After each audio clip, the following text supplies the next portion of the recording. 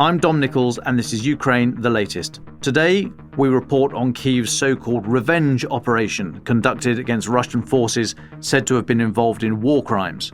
We hear live from the ground in Kharkiv after a Russian strike on a medical university, and later we speak to Foreign Affairs journalist and former Telegraph Chief Foreign Correspondent Colin Freeman about his new book telling the untold story of Ukraine's Foreign Legion. Bravery takes you through the most unimaginable hardships to finally reward you with victory. Russia does not want peace. Mit unserer Hilfe für die Ukraine auch unsere Freiheit und unsere europäischen Werte. If I'm president, I will have that war settled in one day, 24 hours. We are with you, not just today or tomorrow, but for 100 years. Nous ne pouvons pas, comme Européens, laisser gagner la Russie en Ukraine. Nobody's going to break us. We're strong. We're Ukrainians. It's Tuesday, the 16th of September. 3 years and 206 days since the full-scale invasion began. And today, I'm joined by the Telegraph senior foreign correspondent Memphis Bourke and Latika Bourke, journalist with the Nightly, live from Ukraine. So let's start with news from the last 24 hours. Russia fired 113 Shahed-type attack and decoy drones at Ukraine overnight. Most were brought down by air defence, but 22 got through, striking 6 locations. 7 people were killed, dozens injured. Those numbers may go up shortly for reasons I'll explain. In the last few hours, Russia has bombed the National University of Pharmacy in Kharkiv, in central Kharkiv, in broad daylight. 4 people said to have been injured there. So yes, this was the National University of Pharmacy. Both reasons why it should have enjoyed protected status. Presidential advisor Andrei Yermak said in the last few minutes, this is how Russia wages war, another strike on an ordinary neighbourhood in Kharkiv. So slightly out of kilter, I'd like to go now directly to Ukraine if possible, because Latika, you were in Kharkiv this morning. I don't think you're there now. Please tell us you're somewhere safe, but you are just on the edges of Kharkiv. Can you tell us what happened this morning, what you saw, how people reacted to it? Welcome back to the pod, Latika. Yes, good morning, Dom. We are currently between Kharkiv and Kyiv. We've been on the ground in Kharkiv fewer than 24 hours and I think no less than 4 air raids. Mostly, of course, the locals just seem to ignore them. We were in nice restaurants watching a couple of them go off yesterday night and no one really moves an inch. Now, of course, one of those turned deadly. We were about a 20-minute walk from the Pharmacy University at visiting the regional government buildings at the time. And we were looping around the city because we knew something was going wrong because the GPS had gone funny. So the GPS gets jammed when drones are flying overhead, obviously, and we couldn't find our way around the city. So we're actually circling this area where this Shahed flew and this attack happened for a good 20 minutes. We didn't actually see it. And I think that is such a testament to the experience, the dissonance of being on the ground in Ukraine. It is a beautiful, sunny, cloudless day here in Ukraine. The weather is gorgeous. It's just like any other day in a beautiful university city, except for, of course, these constant air raids which were going overnight. And then, of course, this strike this morning. We were touring a cemetery of missiles, they call it, where they're collecting all the debris from the rockets and the missiles and the Shaheds that fall over Kharkiv just this morning. One of those emergency responders was quickly texting me about this attack, saying that they were already on the scene. And he sent me the video, which has been widely distributed on Telegram channels. Dom, you will have seen that. And he says to me that there are several, of course, injured, and it was a Shahed. There was some confusion about whether this was a cab or a Shahed. And he says to me it was a Shahed. So unfortunately, this is another ordinary day in Kharkiv. The reality of Ukrainians' lives is they are so quick to tell you. 1 minute they are just doing their normal business and the next death comes from the sky. Yeah, I mean, the images I've seen on the Telegram channels and those that have been posted more widely from them, there's basically one piece of video that someone took that's being shared widely. That's what's out on social media. There undoubtedly will be other images and bits of footage as the day goes on, but the one that's doing the rounds at the moment, I disagree with your colleague there, your contact. I don't think it was a Shahed. I think it was a cab, a glide bomb from what I saw, but ultimately it doesn't really matter. It happened, people are injured, and it was a site that should not have been struck in any way, let alone because there shouldn't be Russian war on Ukraine, but it absolutely should have protected status. Can you tell us, so you say there were 4 air alerts in the last 24 hours. Was there an air alert going on at the time of this strike? Yes, there was, Dom. So we were aware and we saw that it came up as a cab, and I agree with you there. We've been looking at the footage too and don't think it's a Shahed either, but just relaying, obviously there's a few probably language issues there going on. But yes, we were driving around, we heard this air raid, and I'm travelling with a British MP who's the Ukraine Trade Envoy, Alex Sobel MP, Imogen Pater, who runs the British Parliamentary Friendship Association and brings delegations of MPs out here. We've been here for the YES conference over the weekend in Kyiv. So we were actually considering what to do, and I've got to say we were contemplating when this raid went off, do we cancel the meeting, do we continue on to the meeting that we'd scheduled? We had a busy agenda packed here in Kharkiv, just a few hours on the ground this morning, and we were contemplating whether to find a metro. In the end, we went ahead, and that air raid, I think, went for about 50 minutes by the time it ended.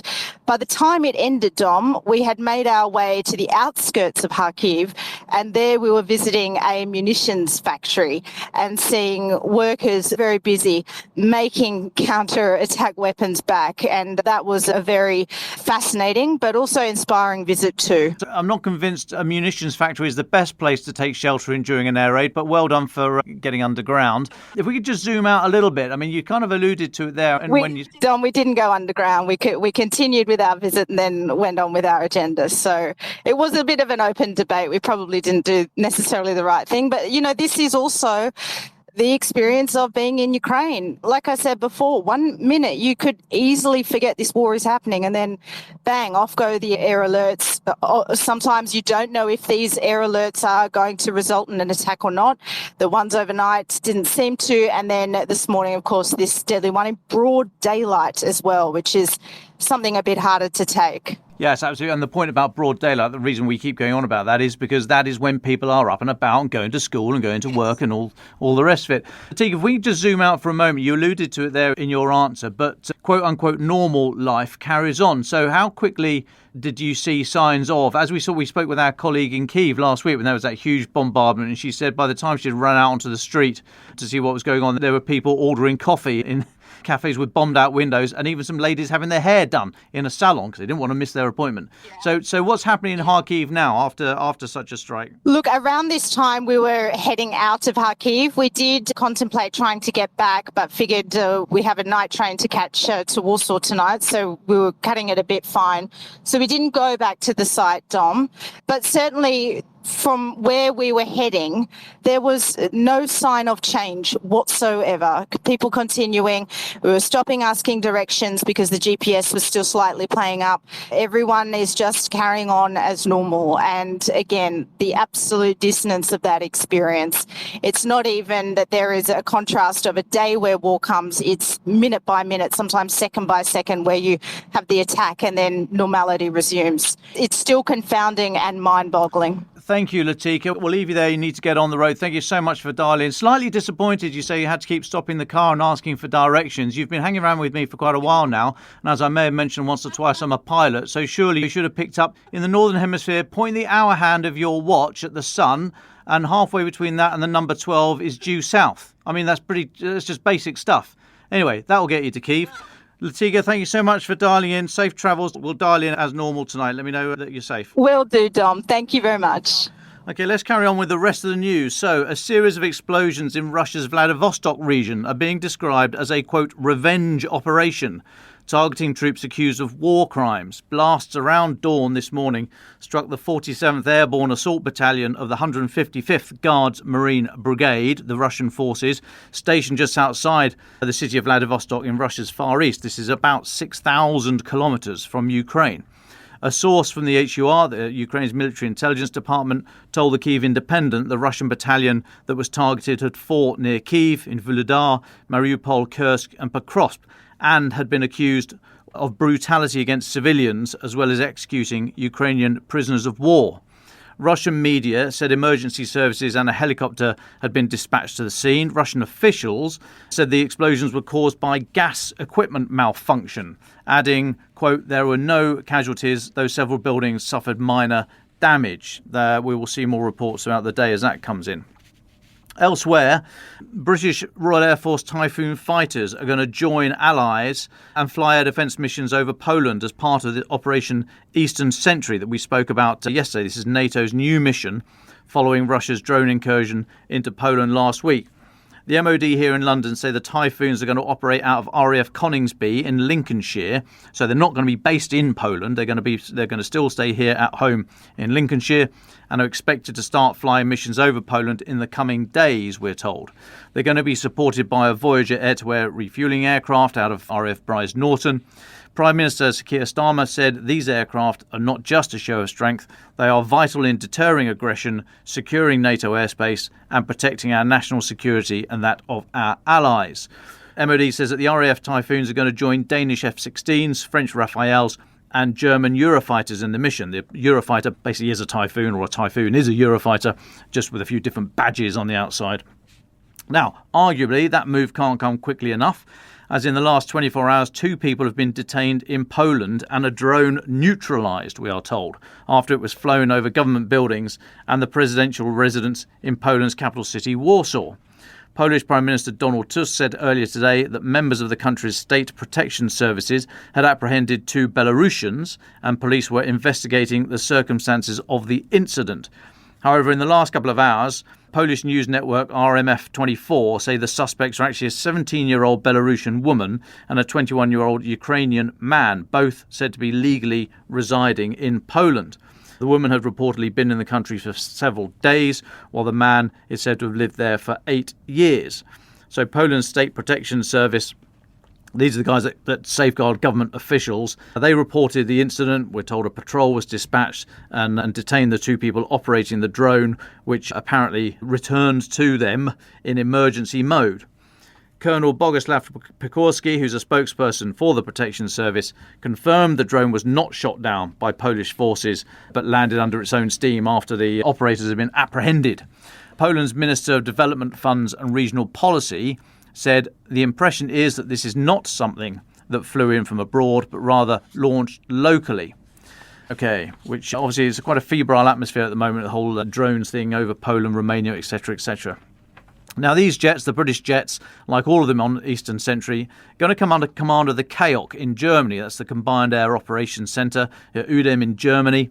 That's responsible for all air policing matters in NATO airspace in Northern Europe above the Alps. So that's going to include NATO's Baltic Air Policing Operation, and unless I'm hugely mistaken, which does happen occasionally, will also include Eastern Sentry. Now, the rules of engagement governing permissions to open fire will be held by the KAOK. It's worth noting that in relation to that incident over the weekend when remember the drone that flew into Romanian airspace and was shepherded out effectively by Romanian fighter jets, but they didn't open fire. They would have needed permissions from the KAOK unless they used their sovereign right of self-defence. So almost certainly the order was not given. Now, just a quick comment on this deployment of the RAF. I think it's a very expensive way of showing resolve. I've done some quick maths, spoken to some people who know more about these things than I do. It's about an hour and a half transit from the UK to the area of operation in Poland. Let's say they're then going to operate on a 4-hour patrol. That's about a 7-hour round trip. That's going to require about 5 or 6 refueling windows with the Voyager. So pretty expensive operation. But if you were to put the jets on the ground in, let's say, Poland or Estonia, somewhere like that, that's going to require logistics, engineers, admin support, which is also going to be an equally high cost. The RAF, you'll remember, was last on this NATO mission, or the air policing mission, in July. So it could be possible, let's say, to have deployed a couple of jets back there with international support, maybe a couple of RAF and a couple of German Eurofighters. I think the reason they are staying in UK and operating from Ukraine, albeit, as I say, at great cost, is because of force generation. You've got loads of the other Typhoon squadrons are elsewhere. They're all on a plot. They're deployed in the Falklands. They've got other things to do, training to be done. This operation came out of the blue and currently has no end date. So the government were keen to not put an end date on it, so they can just turn it off as soon as possible. This option is probably overall less manpower intensive than deploying a force into Poland. And as I say, it's easier to turn off. And it means that the people back home are able to get on with other tasks like training and so on. So very expensive, probably the least worst option, maybe the best option. But as the point I made yesterday, how much is Eastern Sentry costing? And if that money had actually gone on buying weapons and giving those weapons to Ukraine 2 years ago, we might not have the need for Operation Eastern Sentry. But that's the end of my rant. Sorry. On the ground in Ukraine, next to no movement, the pattern of recent weeks. In Donbass, Ukraine continues to squeeze what's left of that Russian push in the area in the vicinity of Dobropia. You'll remember that kind of went north. We're just northeast of Pokrovsk here. Russian forces are still there, although not totally eliminated. They are few in number. They are cut off. They're not mutually supporting. So I would have thought that makes resupply, casualty evacuation or any potential withdrawal of the force all very unlikely. Speaking to the online media site Null Reports, Ukraine's deputy commander of the 4th Brigade, the Rubezh Brigade, this is General Andrei Kryschenko, he said the sharp phase is over. Now it's steady work to destroy the enemy. Then in the north of the country, that pocket of Russian-held land just north of Sumy, let's look at that for a moment. Independent military history author and researcher Chris O quotes the prominent Russian war blogger Two Majors as saying that Russia is bogged down now in that pocket. So the Two Majors channel, this is on a Telegram channel, says the situation is difficult due to Ukraine's large-scale drone attacks, and Two Majors calls out commanders for lying about the situation at the front. The channel says, while the official and departmental channels are forced to write on the command of senior chiefs that the creation of a security strip and the notorious buffer zone is underway, the situation remains difficult. To begin with, the buffer zone should reach a depth of several tens of kilometres. Because cheap enemy drones fly such a distance and fly en masse, not everything can be shot down, and the enemy, albeit at the cost of heavy daily losses, is holding back our offensive. The enemy is trying to cut off our salient with flank attacks, and the enemy has pulled together UAV units, UAV being uninhabited air vehicles or drones to you and me. The enemy has pulled together drone units, providing him with hundreds of drone strikes on hours per day. Thus, the creation of a buffer zone, which was first discussed in the Belgorod-Kharkov and later in the Kursk-Sumy directions, has stalled. Now, slightly further to the east, let's go to the city of Kupiansk. That's still under tremendous pressure. It's thought Russian troops have infiltrated the town. So we're about 100 k's east of Kharkiv here. It's thought some Russian troops managed to get into Kupiansk by entering via a gas pipeline from a nearby occupied Ukrainian village. The Russian troops are said to have managed to get in from Ravdivka, that's on the outskirts of Kupiansk, without serious losses before moving south into a forest and dispersing into the area. This comes from the open source intelligence site Deep State. Ukrainian troops are said to have now taken control of the pipeline's exit, the General Staff of Ukraine's armed forces say.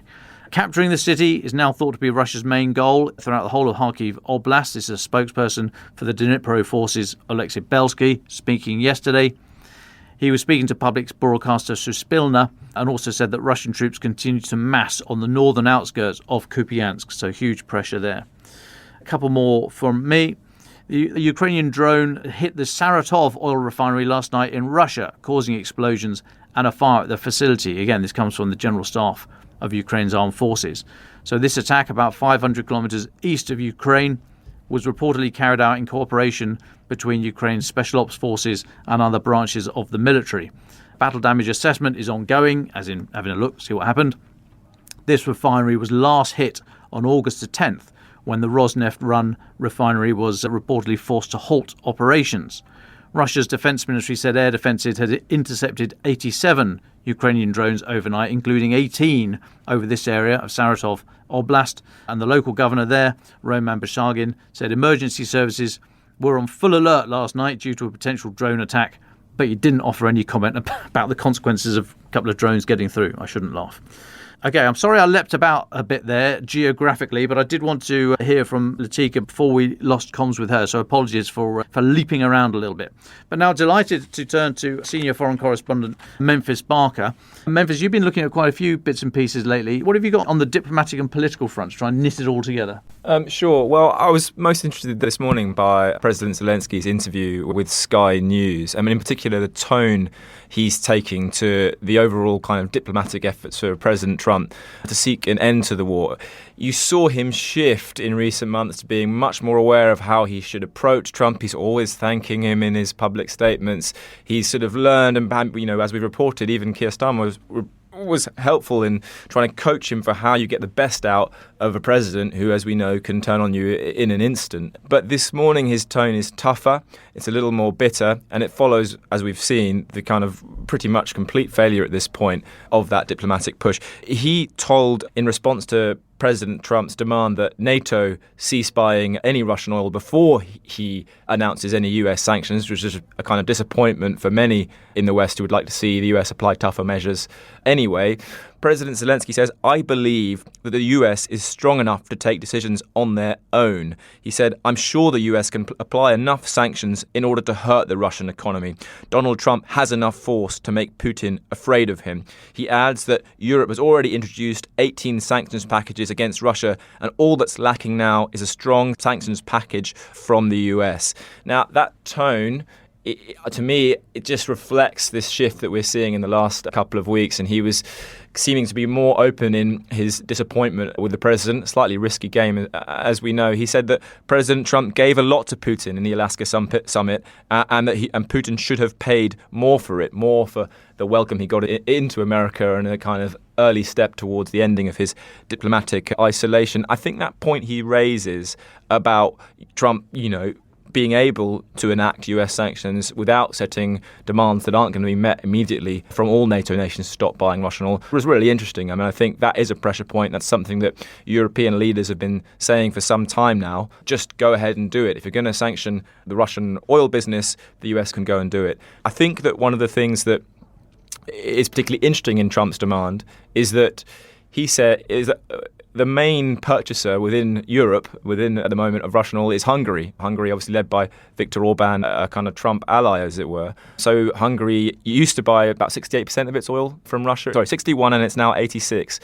Now, if Trump really wants everyone to stop buying Russian oil, he might have to say to Orban, "You're included in that list. You've got to vastly reduce your own purchases." Whether Orban would listen to Trump and do that seems to me quite unlikely. And again, it fits a picture of Trump putting conditions on the US taking stronger action, which are unlikely to be met, which allows him to fall back into that position we've seen him in for quite some time of essentially kind of inertia and unwillingness to really confront Vladimir Putin. I mean, it's interesting what's happening with Hungary. They are complaining. They've been very vocal in their complaints. Slovakia also, although they've Robert Fico has tempered his criticism somewhat about the Ukrainian strikes on is it the Druzhba? Yes. The oil pipeline? Yeah. I mean, that directly feeds Hungary and Slovakia. I mean, do you think the outrage there is priced in by the EU and by NATO, or is it still a bone of significant contention within the alliances?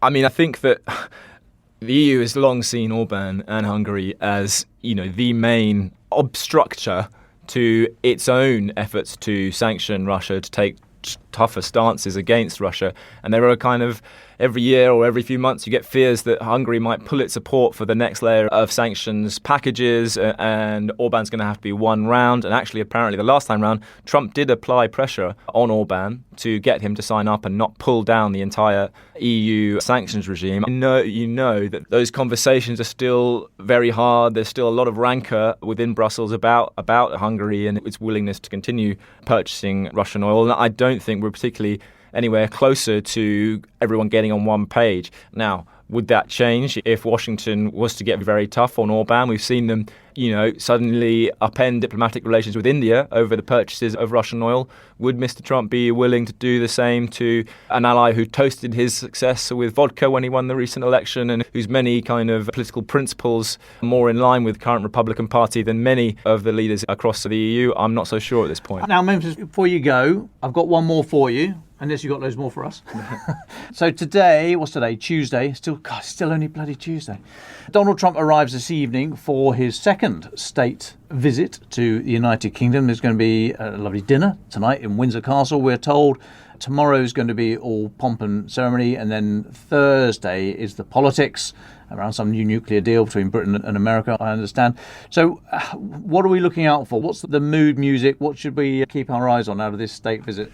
Well, I think that one of the things that Keir Starmer will be wanting to push Trump on is the currently slightly vague pledges of security guarantees in any peacekeeping deal. These conversations, now they might happen a bit more behind closed doors. I think from what you're hearing is that Trump really wants this to be largely kind of simple and straightforward. He gets feted, he gets the fly pass, he gets to meet the royals, and he flies on. So whether we get any significant political shifts, especially with regards to Ukraine at this point, I'd be somewhat sceptical. Plus, we've also got the very live news of Israel launching its full-scale invasion of Gaza City, which may be, at the moment, potentially more of a focus for their discussions.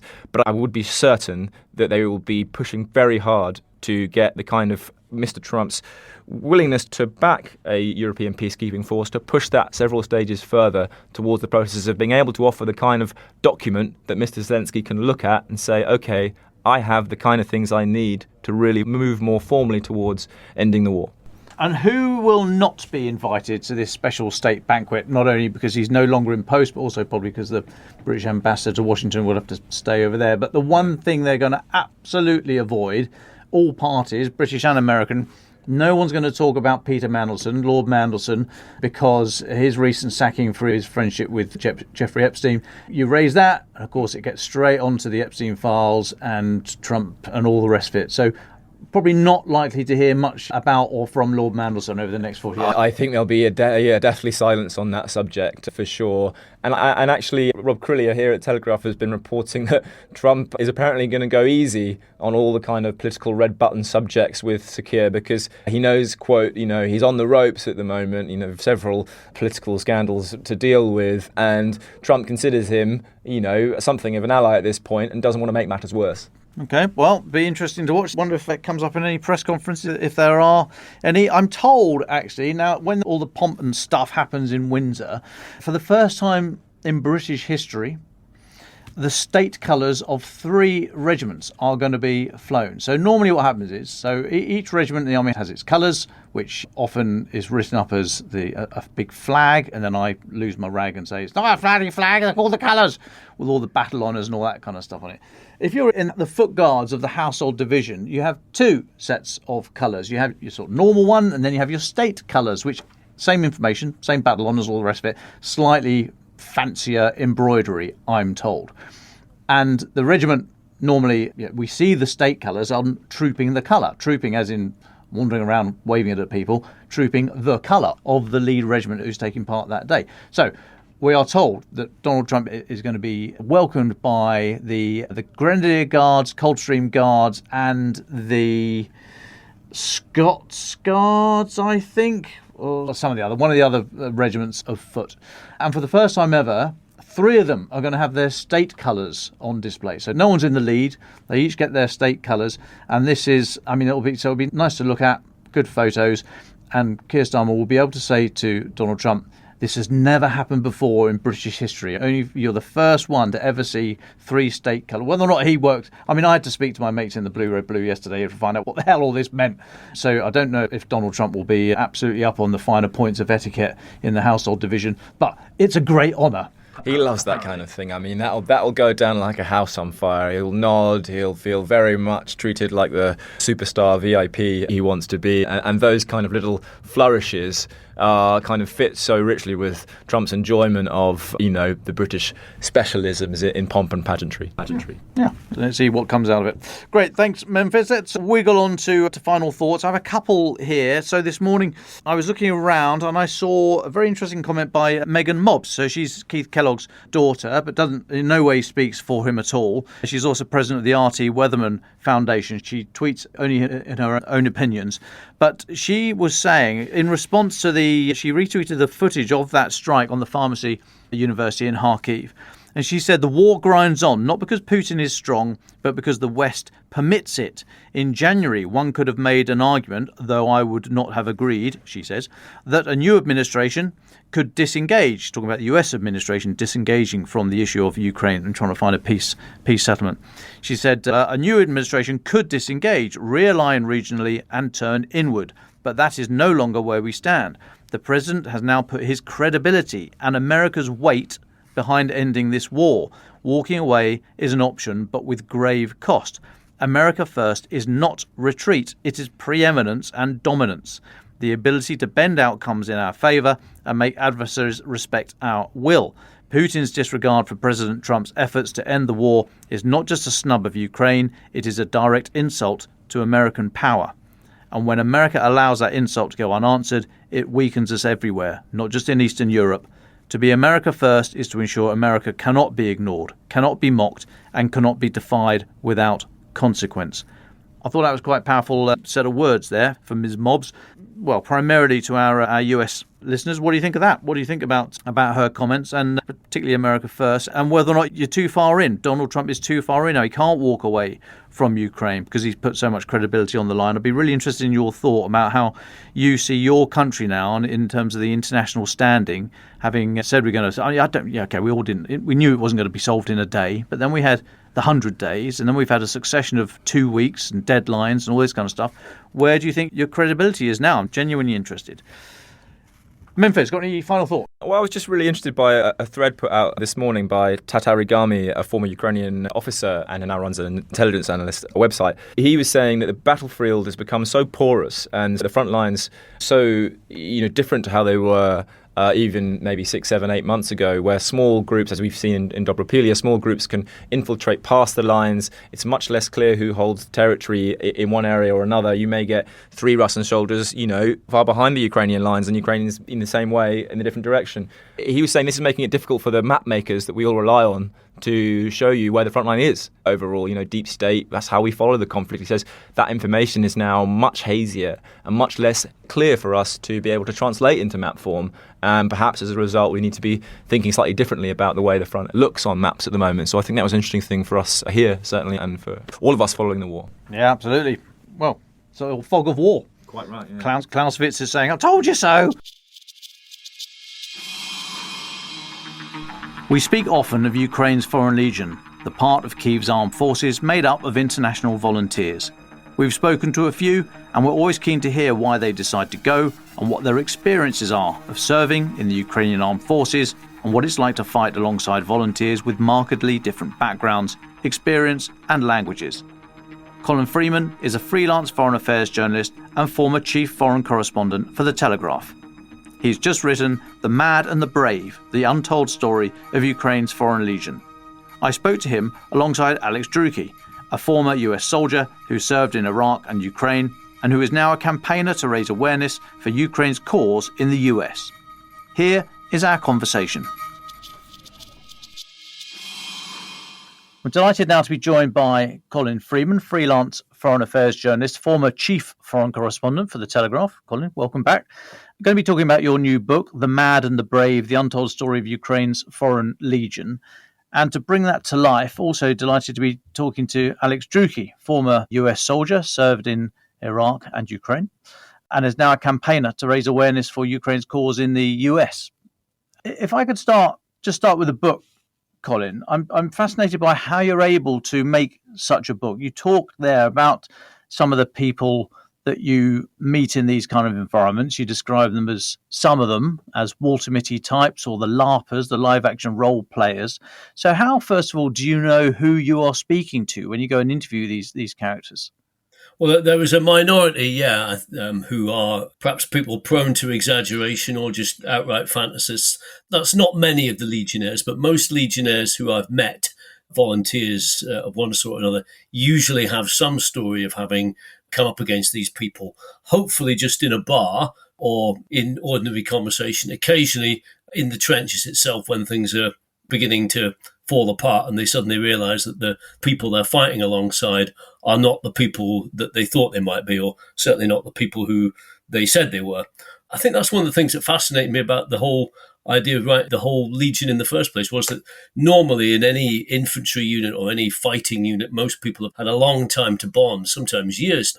Whereas on this occasion in Ukraine, everybody was suddenly being brought together at great haste, literally within days or weeks, and suddenly finding themselves fighting alongside people whose fighting capacity they had no idea of and whose backgrounds they often had no idea of. So, that brought some very unique challenges to the whole thing. But in terms of how I went about the book, I was in Kyiv during the siege in the first month of the war. And quite soon there were reports of certainly British soldiers and American soldiers, or former soldiers mainly, coming over to volunteer after President Zelensky announced the creation of the International Legion on, I think, about day 3 of the war, saying, look, anybody who wants to come and fight, please do, we need you. And then after that, it was largely just a case of tracking them down, doing a bit of due diligence on them where you could to find out whether they had definitely served and so on.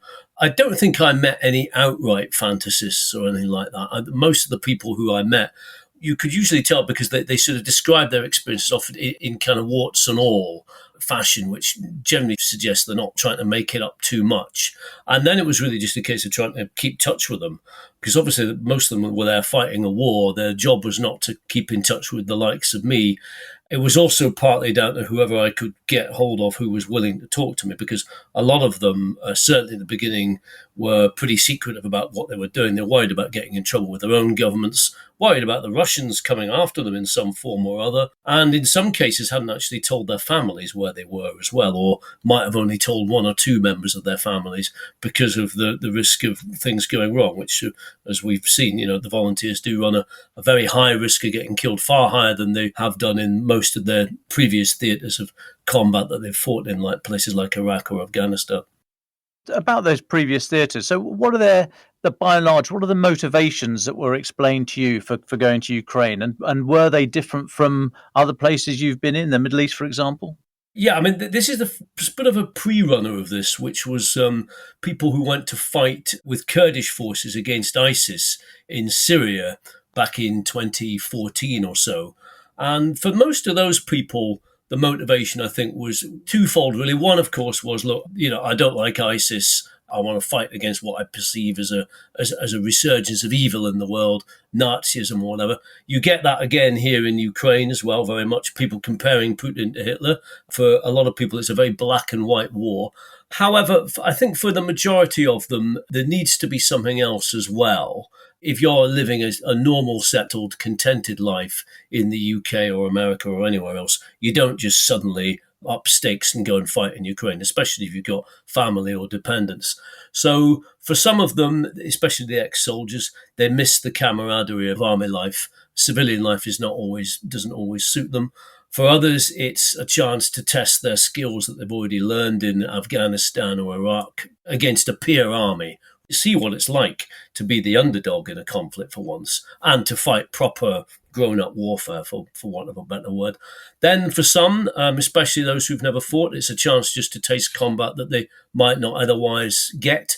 For many, it's just, it's a sense of adventure and, seeing what real full-on combat is like in an existential war. Well, we'll come back to other aspects of the book a little bit later, but this is a good juncture to bring Alex in. Alex, Colin says in the book that the Foreign Legion's populated by high-minded idealists, adventure seekers bored with civilian life, and ex-criminals seeking redemption. So where do you fit into that sort of spectrum there? What was your motivation for going to Ukraine? I think it's very complex for a lot of us, but my primary reasons, as Colin just said, I saw this as an issue of black versus white, of Putin acting like Hitler, and this possibly becoming something much larger than it needed to be.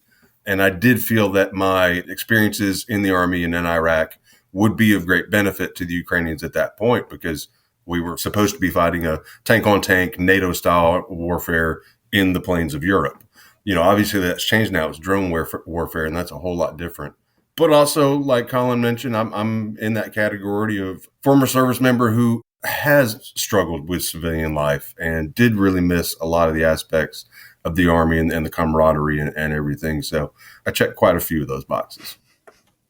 Now, you were captured very early on in your service with the Ukrainian armed forces, held for 4 months, I think, tortured, and then released as part of a transfer deal at the end of 2022. I saw in an interview with ABC, you said, quite a bizarre statement, you said, luckily I already had PTSD, so you were able to endure the torture. I mean, an extraordinary statement, but behind that refreshingly honest and playful phrase, I mean, how did you endure your time in captivity? I definitely would not recommend it. I mean, I can honestly say that the Russians are guilty of every single war crime and every single human rights violation that exists. And if you don't believe it, come talk to me. I'm living proof of many, many of these things. Throughout the whole experience, I didn't know how I was going to die, but I was pretty sure I was going to die, be it starvation, dehydration, beatings, electrocution, the firing squad. You know, the threat of death was ever present. And so, definitely wouldn't recommend it. Now, the US Missing in Action organization, after the experience of Vietnam, they came up with a phrase which they offered to veterans about accommodating their time in captivity with what they had to do to survive, and then what they had to do to be able to look themselves and their friends and their family and their colleagues in the face after. And they came up with the phrase, return with honor. And I believe that is still the motto of the Missing in Action organization. Do you think that is applicable here? And how did you manage that? I think so. I mean, you know, I won't get into specifics, but there were certain individuals in the captivity experience that I would say did not return with honor, and they know that, and they have to live with that. And that's pretty horrible. So, I mean, I was forced to do a whole lot of things that I really didn't want to do, but I was also able to avoid a lot of the things they wanted me to do that I didn't want to do. And so, you know, it's taken me, I still process this on a regular basis every day. It's taken me a whole lot of processing and really, you know, using the introspection that I gained the advantage of in captivity to really see, did I return with honor? And I think I can say I did. I mean, the phrase post-traumatic stress disorder is, if not overtaken by, certainly matched in many conversations I have and in this area with the phrase post-traumatic growth, i.e. a lot of people's responses to these situations and experiences, it's post the trauma, but it might not be a disorder. It might be very out of character with the individual and out of character of normal life, but it might be entirely appropriate for the set of circumstances the individual was in. So the phrase PTSD, I find, is kind of going out of favor, and post-traumatic growth seems to be a better way of encapsulating how people respond to these events. Is that a fair characterization, do you think? And as odd as it is, and you used the word lucky in that interview with ABC, and you said you were lucky to already have PTSD.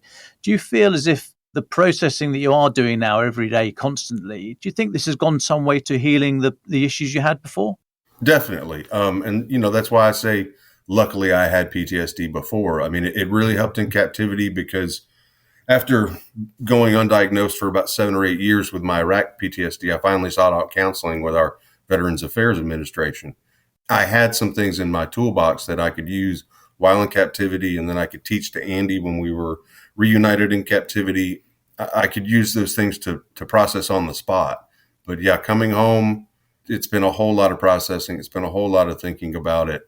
I think in both instances, in captivity and coming home, because I've used it for this, I have grown. I've made something positive out of this as best I can. I've learned a whole lot about myself, and I feel good about myself. And yeah, it really, now I have, you know, a whole new set of issues and other things to worry about, but I really do think that it helped a lot with my Iraq PTSD, and it made this experience have less impact than it would if I hadn't already been through that process. And the individual you mentioned there, Andy, that was the other US former serviceman that was captured alongside you serving with the Foreign Legion, is that right? And how's he getting on, if we were able to ask? He's doing pretty well. We live 2 hours away. We didn't know each other prior to going in, but we met in the Legion. So, you know, when we first came back, I was driving up there all the time to go see him. Now we text or call at least once a week, just check in. You know, the way I understand it, pretty much all of the foreign fighters that got released with me were all having some kinds of health issues. So Andy's having his too, but overall he's doing great. We got back and he got to get married, and I was his best man. And so, I mean, there's some good things that have happened. Oh, yeah. That's amazing. Turning to the Legion now, if I may, I've heard various stories over the 3.5 years of the war since the full-scale invasion, both good and bad. Now, you would have served there at the very start of it, so some of the processes and subunits and what have you may have been slightly chaotic. But how was it to you then? And are you able to compare it to now? I've heard very different views of the leadership, of the equipment, of the training, of the type of missions the Legion was involved in. Are you able to sort of place in context what it was like when you joined and what it's like today? Yeah, I can speak in particular on my experience and then a little bit on others because, like you said, I showed up in the first few weeks after the invasion. Back then, the Legion really was kind of a Wild West situation. A lot of recruiting stations were doing things differently than others. The one I went through, they wanted to see military documents. They wanted you to prove that you at least had something to offer. One guy showed up, he said, well, I'm not military, but I'm an EMT. And they said, great, we're going to transfer you to this other place so you can be an EMT. So, yeah, my place was fairly strict. We had several interviews before they'd even ship you off to the training spot. But I've heard of others where they took you in. It didn't matter. They said, we need bodies. When I got into the Legion, the president had announced the establishing of the Legion, but nobody had really done the work to prepare for the influx of thousands of foreigners coming in. So there was a lot of disorganization. There was some supply issues. There was a lot of confusion. And so many of us would hop around different Legion units until we could find a pretty good fit. I've talked to several foreign fighters that have gone back since or are still over there fighting right now. And I understand that the Legion has gotten a whole lot better with their vetting process, their recruitment process. You know, most of the LARPers and all these people that didn't need to be there, they're not there anymore, got tired of it or got scared of it and left. And so by and large, the Legion right now is mostly professional soldiers with more organization, as I hear. And just to make this point and bang it out of sight once and for all for those that may want to take a different view, but the Foreign Legion is not a group of mercenaries. This is a uniformed, structured organization within the order of battle, within the orbit of the Ukrainian armed forces. You are subject to military discipline and therefore have the right to be covered by Geneva Convention in an armed conflict. Is that correct? Yeah, that's very important to note. That's what the Russians were. They were accusing us of being mercenaries so they could give us the death penalty. When to be in the Legion, you have to sign a contract. You are a branch of the military. And every single Legion unit has a Ukrainian commander. It's not completely foreigners. There's direct ties to the Ukrainian command and control and military and government. So, yeah, we're not mercenaries. Now, Colin, you've met a number of these people on your various numerous trips into Ukraine. When explaining the events that they've been part of, or when they're trying to explain to you and then you're trying to explain to us, how do you get beyond the cliches? It's difficult sometimes. If you're talking about, what it's like for them, if you ask them, what is it like when a shell lands near you, unless they have some very, very unusual, eye-catching original explanation of what it sounds like, most people do just resort to the sort of standard descriptions of like, it was effing loud, or, if I was shot, it hurt an effing lot. There isn't, as far as I can see, there isn't really the vocabulary around to describe it a lot of the time, because when people are in those situations, their first concern is not sitting around thinking, how do I feel? It's not all Wilfred Owen and Siegfried Sassoon moments. You sometimes ask them to reach for comparisons with movies or films or whatever, or, Call of Duty, things like that. But what is actually often the hardest bit is making sense of battlefields when they're describing events in a battle where people are running around, say, in trenches, there are missiles landing, there are mortar shells landing, people shouting, all hell breaking loose. It's often quite hard because there's so many moving parts in it, and they're referring to so-and-so was here, then so-and-so did this, then somebody else cut in there, then the guy on the left shot round the corner. It's like trying to narrate a play with 50 different characters, some of whom are important, some of whom aren't. It takes quite a while to actually sort of boil it down to the essentials of what happens a lot of the time. And often one person's account varies vastly from another. So I will not be making any false claims that the narrations in the book, which are usually most of the chapters in the book are narrated by one person simply for ease of consumption by the reader. Now, you make the point in the book that there's a great difference between the front line, as easy shorthand, lazy journalism would call anywhere where there's action, and the zero line in Ukraine. And you say it could be viewed as quite voyeuristic to want to go to the zero line. And you say that as a journalist, to try and get up to the zero line, the line of contact, that's asking other people, other soldiers, to put their lives at risk to come and get you and look after you and all the rest of it. So you actually say in your book, I'm as much of a war tourist as any other reporter, but not at others' expense. Having known you for nearly 10 years, Colin, I can say with absolute certainty you are not a war tourist. But the volunteers you spoke to, did they understand that there is a difference between the front line? Did they feel in comparative safety in a place when they really shouldn't have felt safe? A difference between the front line and the zero line? And how did they respond when that reality came crashing? Most of them, I think, went knowing that it was going to be scary and that there was going to likely to be sea fighting. Certainly some of them then went home very shortly after that.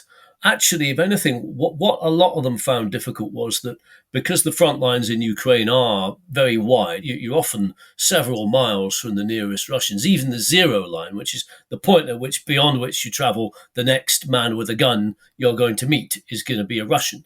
Even the zero line is sometimes several kilometers away from the nearest Russian positions or more. Sometimes it's not. Sometimes it's 60 meters. You hear of volunteers talking about how they could hear the Russians in nearby trenches shouting insults at them and so on.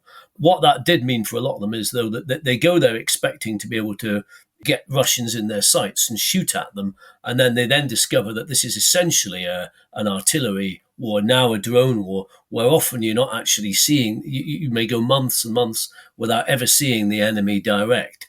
And for many of them, I think that was one of the reasons why a lot of them then went home. I mean, it wasn't just the danger, which of course was considerable, but just the fact that this is a war where there's not going to be that many opportunities for direct combat. And also one of the things I learned while writing the book, which I should have probably known after years of covering wars and so on, is that other soldiers don't stand around. They hide behind trees and under trenches and so on. And at best, you might see a rustle in some bushes or somebody dashing from one side of a building to the other, split second or so. So it is not like what you see in Call of Duty. And that was going to be the original name of the book, was Not Like Call of Duty.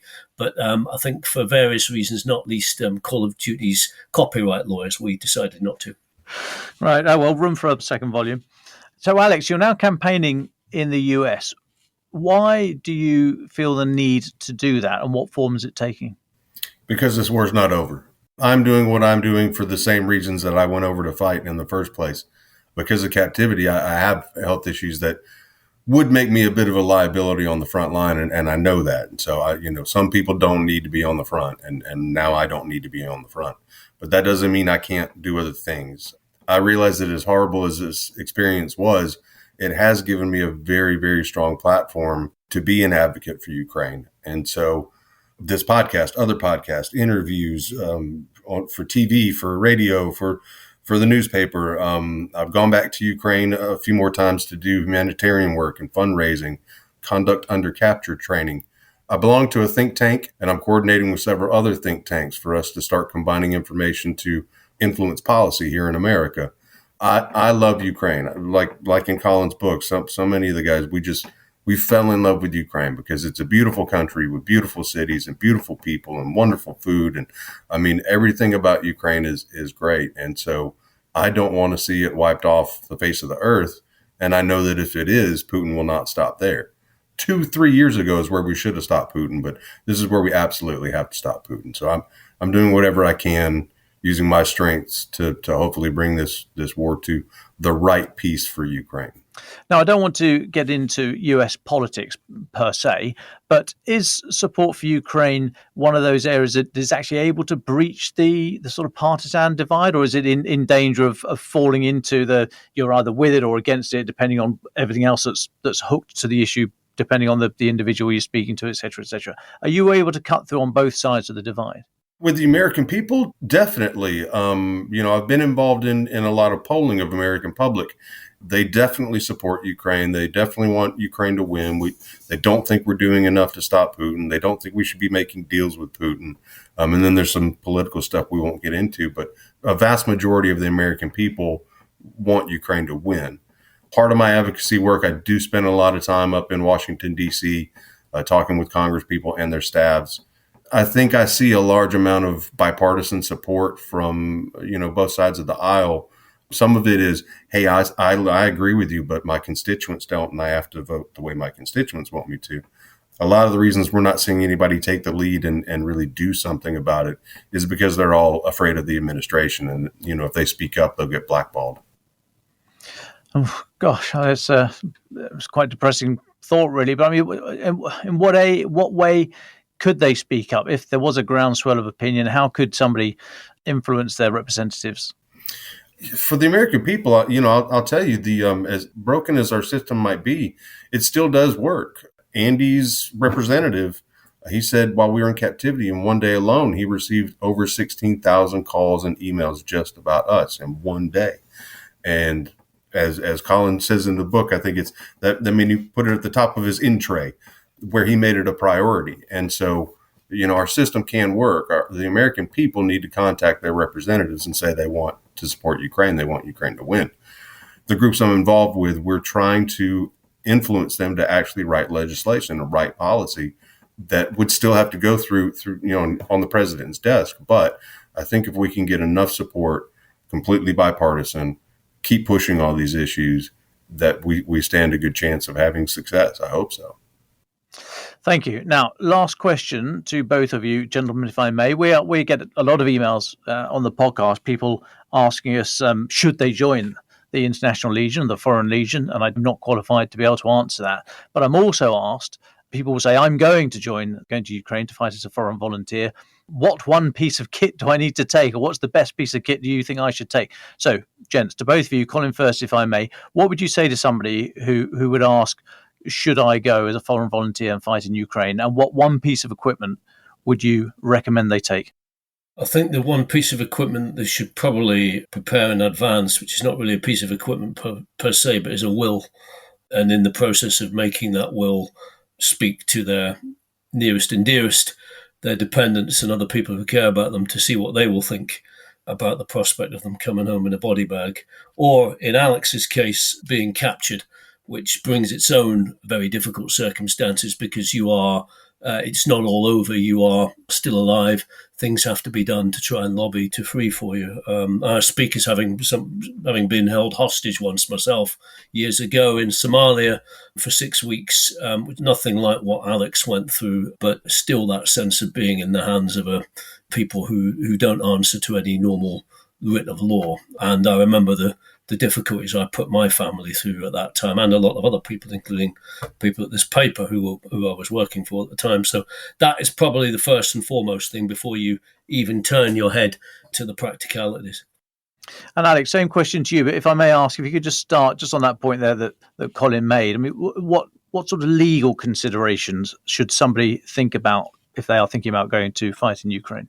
Definitely have a will for your personal legal stuff, but I would say also make sure if you plan on coming back to your home country, make sure you're not going to have problems doing that. Some countries are very against people going to fight for Ukraine or for Russia, for that matter. I know of some guys that have had some legal problems with their own governments coming home. So I get a pension from the VA, and I wanted to make sure that I wasn't going to lose that by going in and fighting for another country. I would really check into how is this going to affect your life if and when you come back. Should I join the Legion? You got to take a look inside and make sure that you're going for the right reasons. You're not going just because you want to commit suicide by Russian or, something like that. You need to be going for the right reasons, and you need to have something to offer. Ukraine doesn't really have the time or the resources to train you up to be an infantry soldier. Even the Ukrainians aren't getting full training for that. So whether you're medical or military or logistics, 80% of wars are fought not on the front lines, but by the support. And so if you can help, then yeah, you can go help. The one piece of kit, I mean, normally I would say it's just your whoopee. That's your poncho liner you can wrap up in a blanket and everything. Everybody loves their whoopee, but for Ukraine, it's different. I know I went over with every single piece of kit that I needed besides a rifle and ammunition, because I couldn't transport it. Because especially then, but even now, the Ukrainian military is kind of stretched thin on what resources and equipment they can provide. And so I said, well, I've got American money, I've got American gear. Let me take my stuff so I don't have to take away any of the kit from a Ukrainian soldier.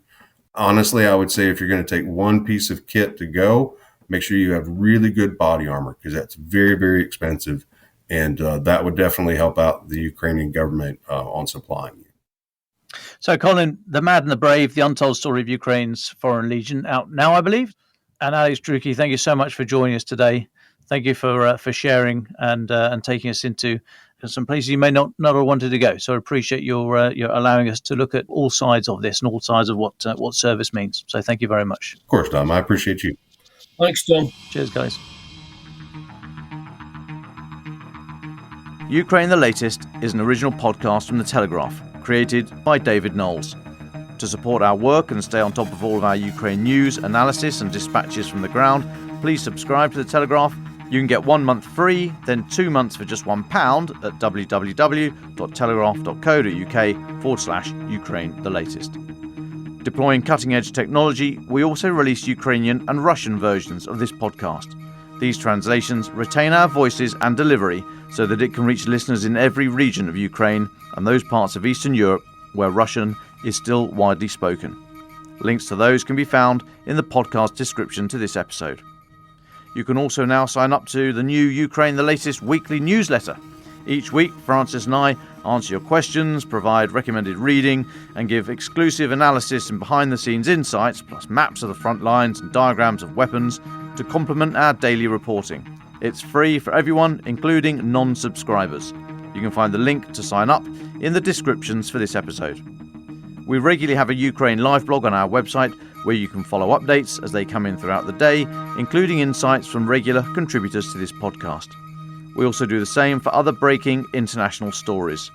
If you appreciate our work, please consider following Ukraine the Latest on your preferred podcast app and leave us a review, as it really helps others find the show. Please also share it with those who may not be aware we exist. You can listen to this conversation live at 1 p.m. London time each weekday on X Spaces. Follow The Telegraph so that you don't miss it. You can also get in touch directly to ask questions or give comments by emailing ukrainepod@telegraph.co.uk. We continue to read every message. You can also contact us directly on X. You'll find our handles in the description for this episode. As ever, we're especially interested to hear where you're listening from around the world. Executive producers are Francis Durnley, Louisa Wells, and David Nicholls. My name is David Nicholls. Thank you all for listening. Goodbye.